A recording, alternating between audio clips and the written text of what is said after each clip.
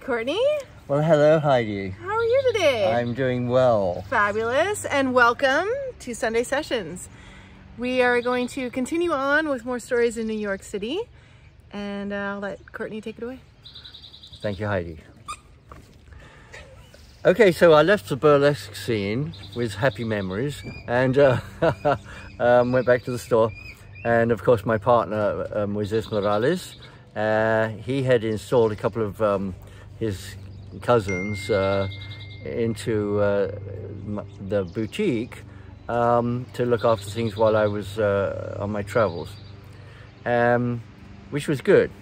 So I get back and, you know, we continue to do some stage exposés with Samantha and her friend, and that goes well, but I realized she is destined to go her own way with her performance scene, and I really wasn't wanting to be a third wheel in that, even though I love them both dearly, her and Jason, and such great memories of those wonderful people. So I continued on. We actually put a second push cart out on the street. Moises has made frequent sojourns to Mexico and ordered up all these leather goods and, you know, good choices. You know, he had a good eye for what moves on the street.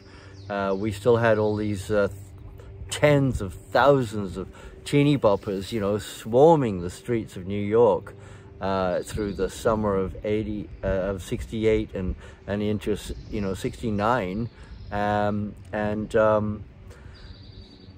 I must say that you know, we were so blessed. We were still making really good money, but when it came to Christmas and New Year's of 1968 turning to '69, there's going to be nothing going on from basically Christmas Day until New Year's, and, you know, for a couple of months after, it's going to be pretty slow. So we decide we're going to go to Mexico, and Moises Morales is going to introduce me to his family and the village he grew up in, and which sounded just wonderful. And oh, at this time, my college friend Tony Brennan and his girlfriend Antoinette, also Tony, who we were all at college together. So Tony and Tony came over from England and joined us in New York, and they helped out with the push carts on the street and the stores, and it was a great reunion. And of course, they loved Moises, and he thought they were fantastic. They were really an attractive couple, and so we decided we're going to Mexico with you know, and meet the family. So I find this this 2-year-old Buick Electra 225. It's probably the longest car that was ever made, you know, as a production model. It was like 23 feet long. It's like enormous.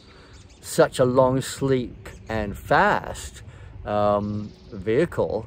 I remember the first time I got in it, and I said, well, I'll just drive around the block.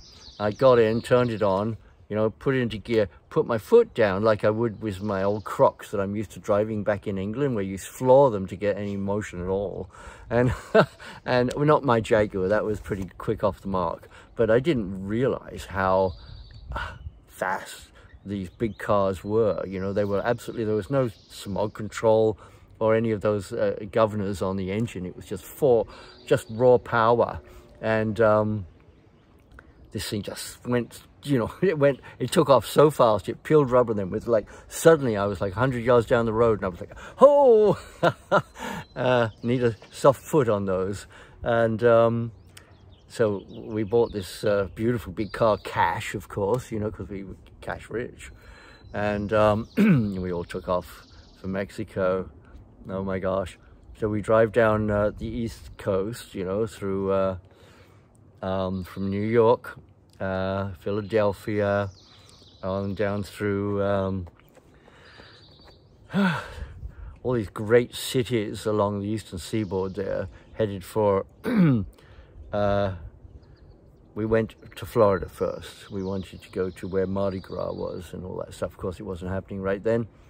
But we, along the way, we would, of course, stop off at a hotel or motel or something and find a place to go to dine.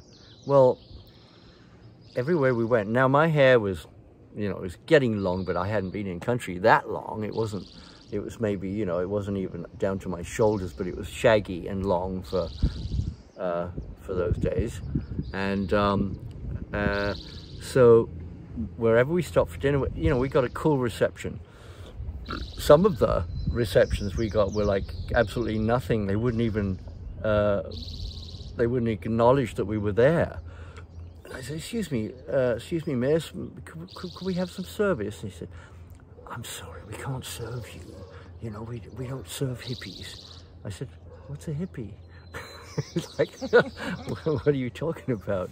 I said, no, there's all these, you know, they're kind of rednecks, you know, and they've got guns on you, you know. They couldn't wait to just, like, you know, spread you all over the wall.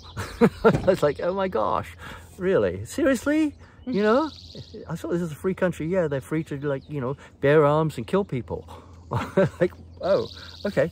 Well, I'll just, we'll make ourselves scarce. We'll go find another place to dine. Anyway, it was a bit like that across the United States. They were all really reserved and kind of redneck and kind of... Vietnam War was going on. You know, it's still raging out there, you know? Those poor sods, you know, sacrificing their lives for a pointless war that had some kind of political agenda, but certainly didn't have any thing good coming for any of us. And in the midst of this, there's these, you know, these asses, you know, that's just, they were so prejudiced about everything that's different from them. I was like, oh, well, you know, I'm going to get on with my life and be happy, you know, and they're going to be the same, just, you know. So we just kept moving on. And we finally, I think we crossed over from, oh, we did get to Florida and the French section, and, you know, where the jazz is. And we saw some great shows, and then we ended up going over to, I think it was, we crossed over at, don't remember quite the crossing, Nuevo Laredo or something, and into Mexico. And then we headed for Guadalajara. Guadalajara is where Moses Morales' parents were living at that time. And, you know, we got there, had a wonderful reception, of course. You know, they had a lovely house, and very continental in a way, because it was, you know, hot country. You know, it's really hot down there. So everything's like tiled and cool and open, and it was, you know, it was exotic for me because it was a new kind of style of living, and they were wonderful people. And then he said, well, we're going to go to the village I grew up in, where my parents lived, and, you know, we did everything. He said, I lived all my growing up in this village. I said, well, where is it? And he said, well, you know, it's in the mountains. So we take off from Guadalajara, and we drive for, you know, several hours, and then we go down this long road where there's nothing, and the road finally peters out and ends in this barn, and there's nothing there's just a barn, and at the barn there's this little fella with a team of burros, and he said, you know, we parked the car in the barn, you know, bring our own padlock, lock it up. You know, of course, Moses had already advised us about this, so we had our padlock, and we lock our car up, and we get on these burros. And there's 5 burros. There's enough for Tony and Moses and myself and the guide. And of course, Moises knows him. He grew up with him. And we start up over these mountain ranges. I mean, we're already 100-mile dirt road at the end of the road. You know, there's nothing out there. And except the team of burros, which we're now riding to the village that he grew up in. And we're up over, we're in this mountain pass, and we come up, on these treacherous little trails, and we get over to the peak. He said, we have to go down to the valley and then up the other side and down the other side. I was like, this is, what an adventure.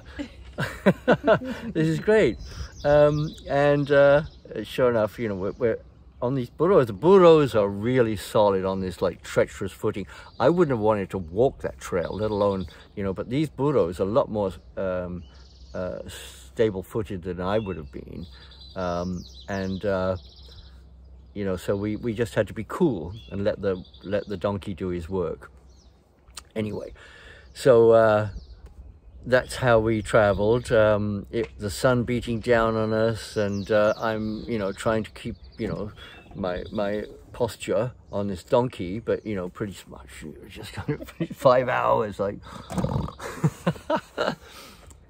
And sure enough, we go down to the valley bottom, and then we climb up the other side, and then we go down to the other side, and there's this beautiful valley. Oh my God. And we come down, and it's at the end of the day, we come down in the last light and come into this charming little village on this it was on a river. Ka-ching. Anyway, so they welcome him, like the long lost son, of course, that he is. And of course he's made good. He's got money, and we're wealthy relative to them. We're cash rich for a moment, but so the little man that led us across the mountain range, he was employed to. We employed him to the next morning get up, go back over the mountains, and then get the car, drive to the nearest place where he could get party favors. And we're going to actually party the whole village for a week or more, which is what we did, So anyway, we that first evening there, and I didn't know a lick of Mexican. I knew some Spanish, but I didn't really make the connection somehow. But anyway, and so these kids are trying to teach me, the fundamentals of, ¿Cómo se llamas? And I was like, yeah, ¿Cómo se llama? Edward, or Pablo. And I said, Pablo, ¿Cómo se llamas? It's like, Pablo, oh, Courtenay. I was like, duh. I thought I was smarter than that, right? Pretty sure I'm catching on, right? And I was like, look. Anyway, Tony and Tony, they get invited to the main house, and they have a bedroom. And I'm just a single guy. They put me in the corn shed. The corn shed, which, in the daylight, it looks fine. It's just a corn shed, right? Well, when there's no lights, you go in there and you've got a lantern, and you lay down to sleep, and you've just basically got a crude sleeping bag or something, and you lay down and turn the light off. And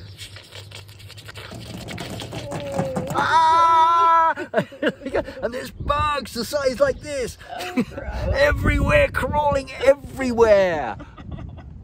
And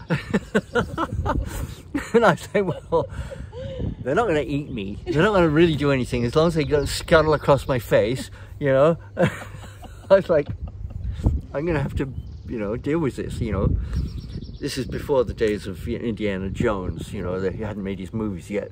So I didn't really have that kind of, hero to follow. So I had to do it on my own, which was pretty, it was like, ew, I can deal with, underground tunnels and, finding my way and, bugs, this big.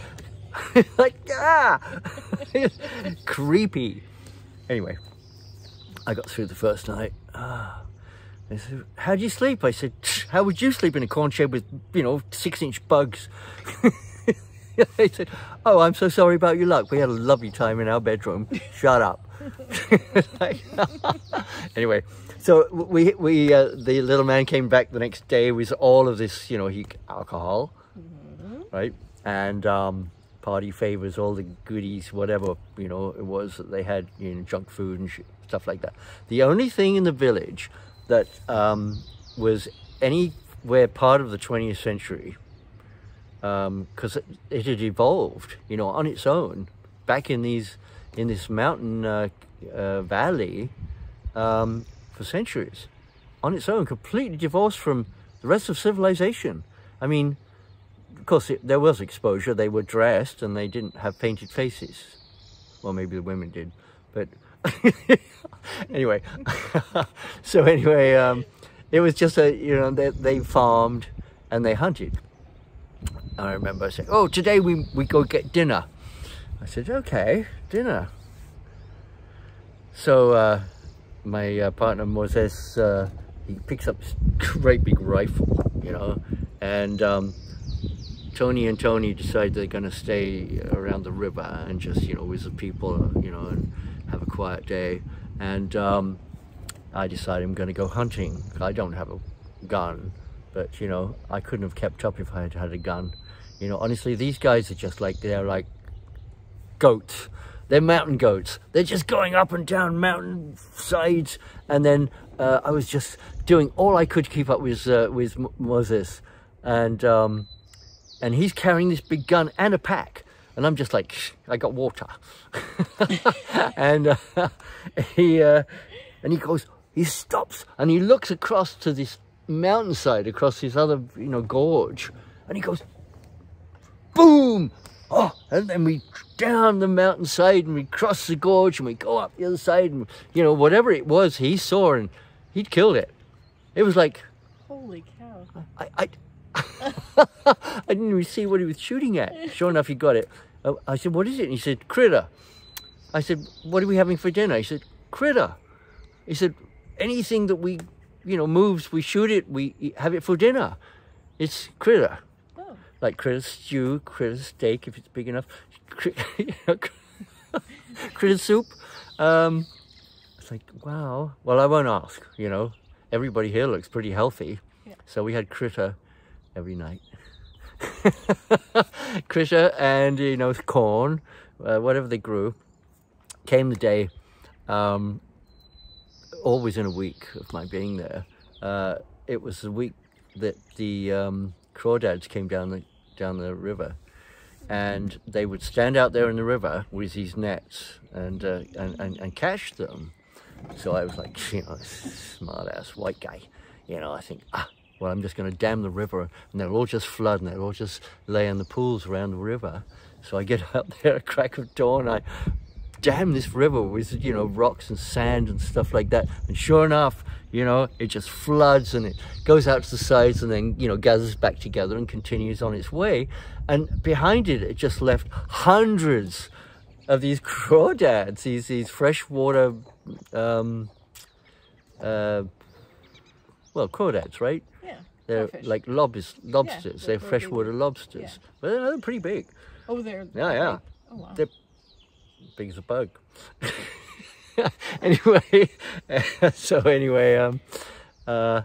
they came out. It was a jubilee. They was like, oh my gosh, they didn't have to do anything because I took their sport away from them, and who would catch the most and all this stuff. Standing out there, centuries of doing this, and it takes one, idiot white guy to come and say, let's flood the river.